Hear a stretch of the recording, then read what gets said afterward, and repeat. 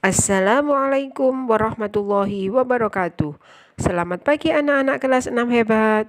Berjumpa kembali di sini bersama saya Ibu Asmaning Suro dari SDN Jimbaran Kulon. Pada kesempatan kali ini kita akan belajar tema 8, subtema 2, pembelajaran pertama. Berikut adalah KD dan tujuan pembelajarannya.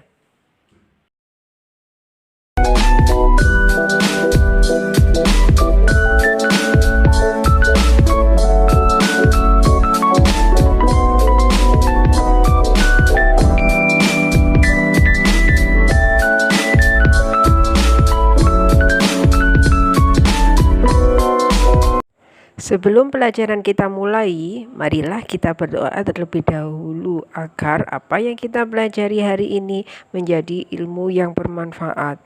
Berdoa mulai. Selesai. Anak-anak, saat musim hujan, sinar matahari sering tertutup awan. Hujan hampir turun setiap hari. Bawalah payung sebelum pergi. Banjir merupakan peristiwa alam yang sering terjadi ketika musim hujan. Untuk mengetahui lebih jauh mengenai bencana banjir, yuk kita baca teks berikut.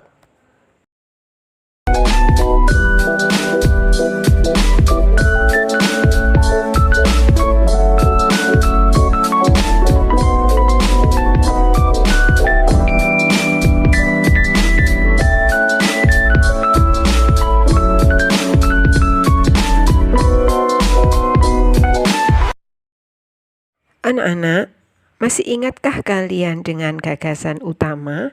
Gagasan utama disebut juga ide utama atau inti dari suatu paragraf.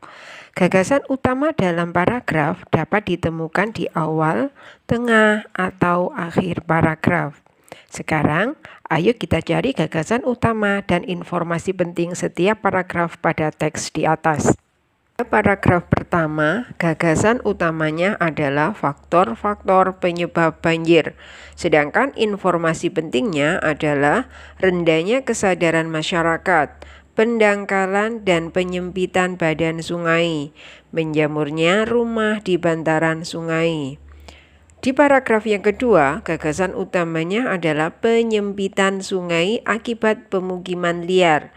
Sedangkan informasi pentingnya adalah penertiban pemukiman liar di bantaran sungai, luapan sungai hingga ketinggian 1-2 meter, pemukiman di bantaran sungai. Sedangkan di paragraf yang ketiga, gagasan utamanya adalah penyebab banjir akibat pembangunan kota. Sedangkan informasi pentingnya adalah sebagian besar wilayah Manado terdiri atas pembukitan. Banyak bukit dan lereng diubah menjadi perumahan. Anak-anak, setelah itu gagasan utama dan informasi pokok tersebut, marilah kita susun menjadi peta konsep.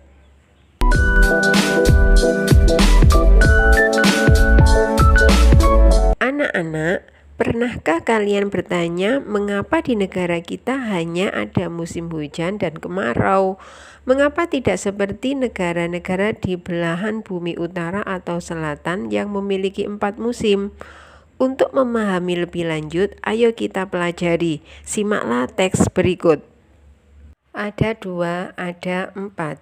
Mungkin kamu pernah bertanya-tanya di dalam hati, mengapa di Indonesia hanya ada musim hujan dan musim kemarau, tidak seperti negara-negara subtropis yang memiliki 4 musim. Keempat musim di negara-negara subtropis tersebut adalah musim dingin, semi, gugur, dan musim panas. Pada musim dingin, tanah diselimuti salju seputih kapas. Pada musim semi, bunga-bunga bermekaran dengan indahnya. Saat musim gugur, daun-daun berwarna coklat keemasan kemudian berguguran dari batangnya. Ada pula musim panas, saat jangka waktu siang hari berlangsung sangat lama dari malam hari, bahkan dapat berlangsung hanya selama 4-5 jam saja. Perbedaan musim di negara tropis terjadi karena ketika mengorbit, poros bumi dalam keadaan miring. Pada bulan Desember, saat poros di belahan bumi utara mengalami kemiringan terjauh dari matahari sehingga sedikit mendapatkan sinar matahari. Akibatnya, terjadilah apa yang kita kenal sebagai musim dingin. Di sisi belahan bumi selatan, pada waktu bersamaan terjadi musim panas. Sementara itu, di bagian tengah poros bumi, yaitu bagian yang dekat dengan garis ekuator, poros tidak terlalu mengalami kemiringan. Banyaknya sinar matahari cenderung stabil sepanjang tahun. Pada bagian bumi ini, arah dan kecepatan anginlah yang berperan memengaruhi musim. Angin terjadi karena perbedaan tekanan udara. Baik 2 maupun 4 musim adalah sama-sama karunia Tuhan Yang Maha Esa. Semuanya harus kita syukuri karena menjadikan tempat-tempat di muka bumi ini sempurna dengan ciri khasnya masing-masing. Dari teks di atas, gagasan utama paragraf yang pertama adalah Indonesia memiliki 2 musim, sedangkan negara subtropis memiliki 4 musim. Pada paragraf yang kedua, arah dan kecepatan angin berperan memengaruhi musim.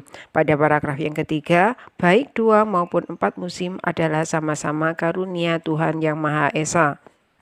Sedangkan penyebab terjadinya perbedaan musim di bumi itu dikarenakan ketika mengorbit poros bumi dalam keadaan miring, serta arah dan kecepatan angin juga berperan memengaruhi musim.